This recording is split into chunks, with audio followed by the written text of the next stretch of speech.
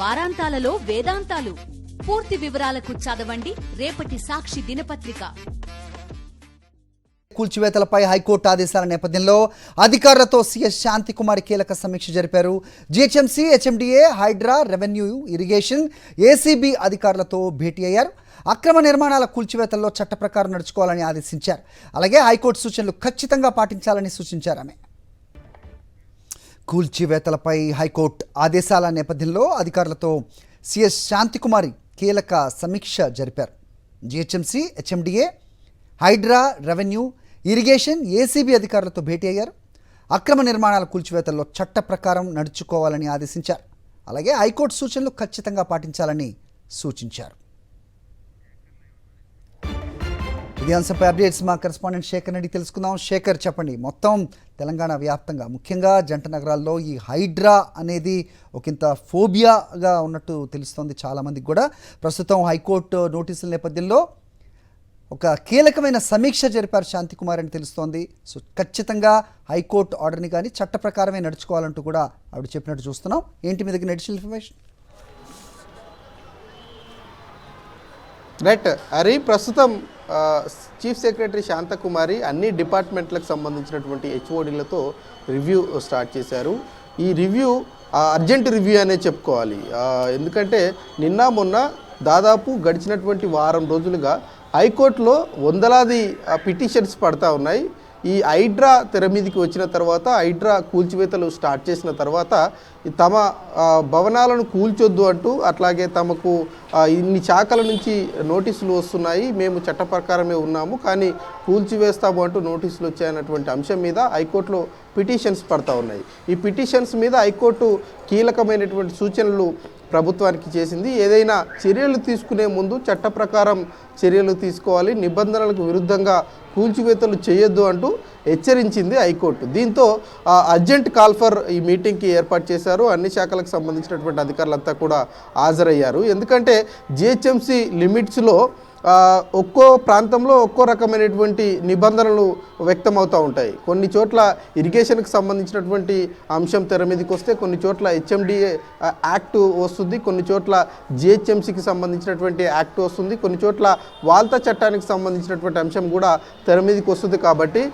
ఒకరు నోటీసులు ఇస్తే ఇంకో అంశం మీద వాళ్ళు హైకోర్టుకు వెళితే కనుక వాళ్లకు ఇమీడియట్లీ హైకోర్టు స్టే ఇచ్చేటువంటి అవకాశాలు కనిపిస్తూ ఉన్నాయి. దీనిలో గవర్నమెంట్ అప్రమత్తమైంది. ఇందులో భాగంగానే ఎమర్జెన్సీ మీటింగ్కి కాల్ఫర్ చేసింది. ఈ మీటింగ్లో కొంత కీలకమైనటువంటి నిర్ణయం తీసుకున్నటువంటి అవకాశాలు ఉన్నాయి. ఎందుకంటే ఏ ఒక్క శాఖ నుంచి కూడా ఇబ్బందులు రాకుండా అన్ని శాఖలను కలిపి ఒక భవనాన్ని కూల్చే ముందు అన్ని శాఖల యొక్క అనుమతులకు సంబంధించినటువంటి విషయం మీద క్లారిటీ తీసుకున్న తర్వాతనే భవనాన్ని కూల్చేటువంటి అవకాశం ఉండనుంది. దీనిలో భాగంగానే ఒక కొత్త విధానాన్ని రూపకల్పన చేస్తారు అన్నటువంటి చర్చ కూడా జరుగుతూ ఉంది. ఎందుకంటే రీసెంట్గా కేటీఆర్కు అయితే శేఖర్, అయితే ఇప్పుడు కొంతమంది కట్టడాలు ఎవరైతే నిర్మించుకున్నారో, నివాసంలో ఉంటున్నారో, ఈ వాటర్ పాండ్స్ దగ్గర కానీ లేకపోతే ఎఫ్టీఎల్ బఫర్ జోన్లో కానీ అవతల కానీ వాళ్ళందరూ కూడా ప్రస్తుతం మాట్లాడుతున్నారు, మేము జిహెచ్ఎంసీ అధికారుల అనుమతి పత్రాలతోనే డాక్యుమెంట్స్ మా దగ్గర ఉన్న తర్వాతే మేము కట్టడాలు కట్టుకుంటున్నాం.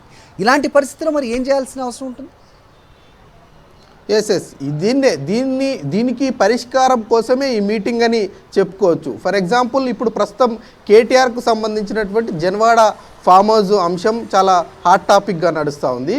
ఆ జన్వాడ ఫామ్ హౌస్ నిబంధనలకు విరుద్ధంగా కట్టినప్పటికీ హైడ్రా దాన్ని కూల్చివేసే పరిస్థితి లేదు. కానీ 111 జీవో పరిధిలోకి అది రావడం వల్ల హైడ్రా కూల్చలేకపోతుంది. అయితే నాలాకు సంబంధించినటువంటి పరిధి వచ్చినప్పుడు మళ్ళీ హైడ్రా ఎంటర్ అయ్యేటువంటి అవకాశాలు ఉంటాయి.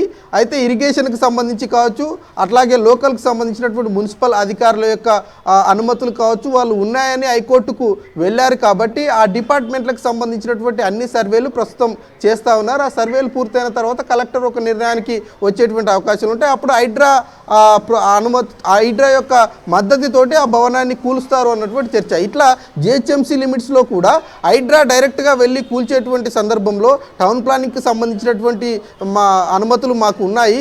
అట్లాగే జిహెచ్ఎంసీకి మేము ఫండ్స్ కడతా ఉన్నాము. ఇన్ని రోజుల నుంచి మేము జిహెచ్ఎంసీకి అన్ని రకాల ట్యాక్సులు కడతా ఉన్నాము. మరి ఇప్పుడు కూల్చడం ఏంటి అన్నటువంటి క్వశ్చన్ వస్తూ ఉంది. అట్లాగే ఎఫ్టీఎల్ లెవెల్లో కూడా కొన్ని పట్టాకు సంబంధించినటువంటి భూములు ఉన్నాయి. అందులో ఇరిగేషన్కి సంబంధించినటువంటి అనుమతులు ఉంటాయి. కాబట్టి దానికి సంబంధించినటువంటి విషయంలో కూడా కోర్టులు హెచ్చరిస్తూ ఉన్నాయి. ఇట్లాంటి సమస్యలు ఎక్కడా కూడా తలెత్తకుండా ఎఫ్టీఎల్ లెవెల్లో, బఫర్ జోన్లో, అట్లాగే నాలాలకు సంబంధించినటువంటి విషయంలో కావచ్చు, పార్కులకు సంబంధించినటువంటి విషయం, పార్కులకు సంబంధించినటువంటి అంశం వచ్చినప్పుడు కొంత హెచ్ఎండిఏ ఇన్వాల్వ్ అవుతుంది. అట్లాగే ఈ ఫారెస్ట్ డిపార్ట్మెంట్ కూడా ఇన్వాల్వ్ అవుతుంది. కాబట్టి ఎక్కడా కూడా ఏ డిపార్ట్మెంట్ నుంచి కొంత లిటికేషన్ ఉన్నా కూడా ఆ కూల్చివేత ఆగేటువంటి అవకాశాలు ఉంటాయన్నటువంటి అభిప్రాయానికి ప్రభుత్వం వచ్చింది. ఇట్లాంటి సమస్యలు భవిష్యత్తులో రాకుండా అన్ని డిపార్ట్మెంట్లతో కలిసి అన్ని డిపార్ట్మెంట్ల యొక్క నియమ నిబంధనలు అన్నింటినీ చూసిన తర్వాతనే, నియమ నిబంధనలు ఉన్నాయా లేవా అన్నటువంటి విషయాన్ని చూసిన తర్వాతనే కూల్చివేతల మీద నిర్ణయం తీసుకునేటువంటి అవకాశాలు ఉంటాయి. అయితే ఈ సమస్యలన్నీ రాకుండా అన్ని డిపార్ట్మెంట్లతో కలిపి ఏదైనా కమిటీ లాంటిది ఫామ్ చేస్తారా, లేదంటే స్పెషల్ టీం లాంటిది ఏదైనా ఫామ్ చేస్తారా, ఆ స్పెషల్ టీం హైడ్రాకు సహకరించే విధంగా అటాచ్మెంట్ చేస్తారా, ఇట్లాంటి విషయాల మీద కొంత కసరత్తు అయితే జరుగుతూ ఉంది. మరి ప్రస్తుతానికి మీటింగ్ కొనసాగుతుంది. మీటింగ్ అయిపోయిన తర్వాత ప్రభుత్వం ఎట్లాంటి నిర్ణయం తీసుకుంటుంది అన్నది చూడాల్సి ఉంటుంది. Hari right, okay Shekhar.